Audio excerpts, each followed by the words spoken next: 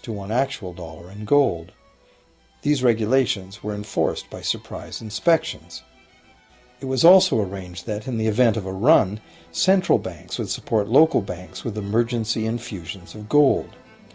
Only if there were runs on a lot of banks simultaneously would the banker's credit bubble burst and the system come crashing down.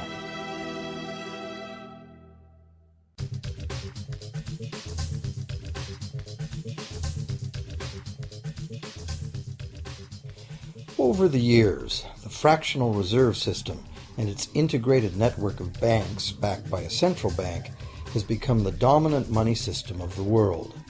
At the same time, the fraction of gold backing the debt money has steadily shrunk to nothing. The basic nature of money has changed. In the past, a paper dollar was actually a receipt that could be redeemed for a fixed weight of gold or silver. In the present, a paper or digital dollar can only be redeemed for another paper or digital dollar. In the past, privately created bank credit existed only in the form of private banknotes, which people had the choice to refuse, just as we have the choice to refuse someone's private check today. In the present, privately created bank credit is legally convertible to government-issued fiat currency, the dollars, loonies, and pounds we habitually think of as money.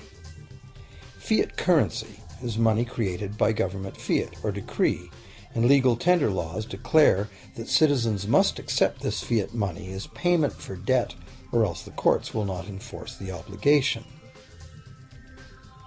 So now the question is, if governments and banks can both just create money, then how much money exists?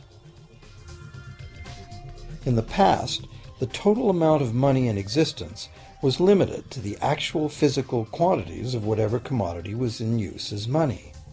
For example, in order for new gold or silver money to be created, more gold or silver had to be found and dug out of the ground. In the present, money is literally created as debt. New money is created whenever anyone takes a loan from the bank. As a result, the total amount of money that can be created has only one real limit: the total level of debt.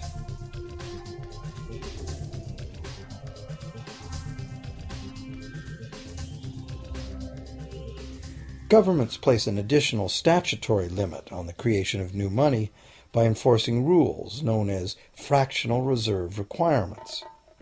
Essentially arbitrary, fractional reserve requirements vary from country to country and from time to time. In the past, it was common to require banks to have at least $1 worth of real gold in the vault to back $10 worth of debt money created. Today, reserve requirement ratios no longer apply to the ratio of new money to gold on deposit, but merely to the ratio of new debt money to existing debt money on deposit in the bank. Today, a bank's reserves consist of two things: the amount of government-issued cash or equivalent that the bank has deposited with the central bank, plus the amount of already existing debt money the bank has on deposit. To illustrate this in a simple way, let's imagine that a new bank has just started up and has no depositors yet. However, the bank's investors have made a reserve deposit of $1,111.12 of existing cash money at the central bank. The required reserve ratio is 9-to-1. Step 1. The doors open and the new bank welcomes its first loan customer. He needs $10,000 to buy a car.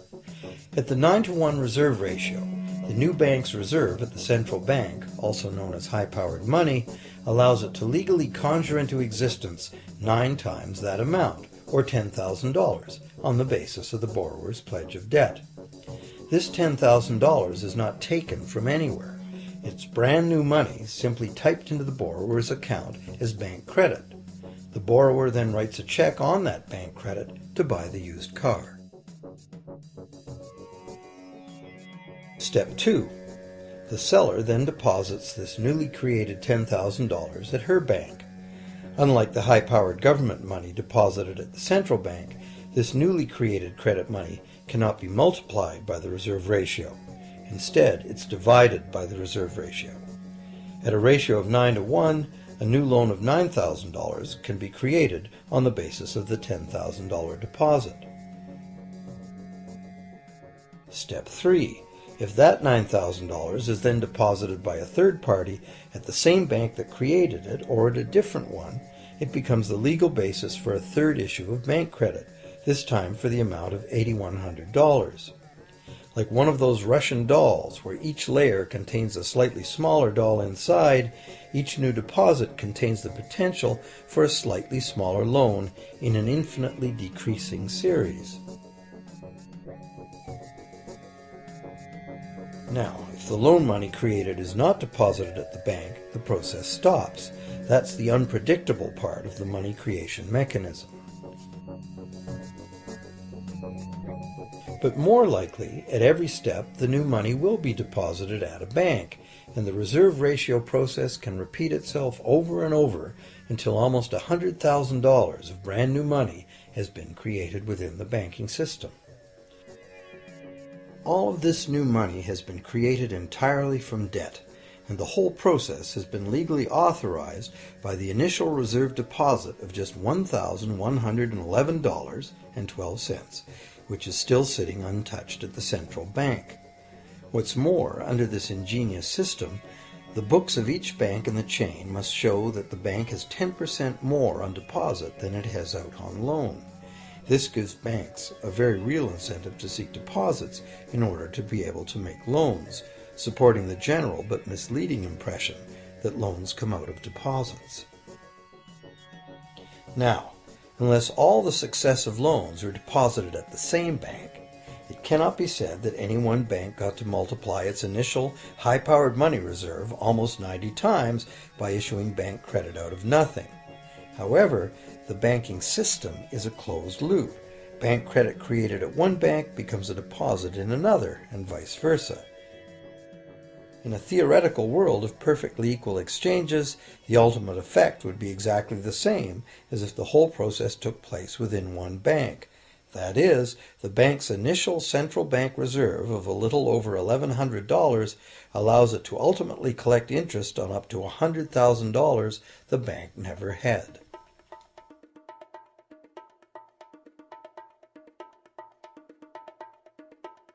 If that sounds ridiculous, try this. In recent decades, as a result of steady lobbying by the banks, the requirements to make a reserve deposit at the nation's central bank have all but disappeared in some countries, and actual reserve ratios can be much higher than 9 to 1. For some types of accounts, 20 to 1 and 30 to 1 ratios are common. And even more recently, by using loan fees to raise the required reserve from the borrower, banks have now found a way to circumvent reserve requirement limitations entirely. So, while the rules are complex, the common sense reality is actually quite simple. Banks can create as much money as we can borrow.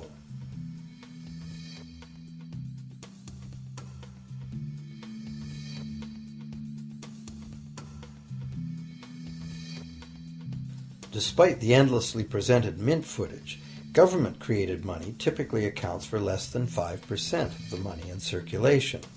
More than 95% of all money in existence today was created by someone signing a pledge of indebtedness to a bank. What's more, this bank credit money is being created and destroyed in huge amounts every day, as new loans are made and old ones repaid.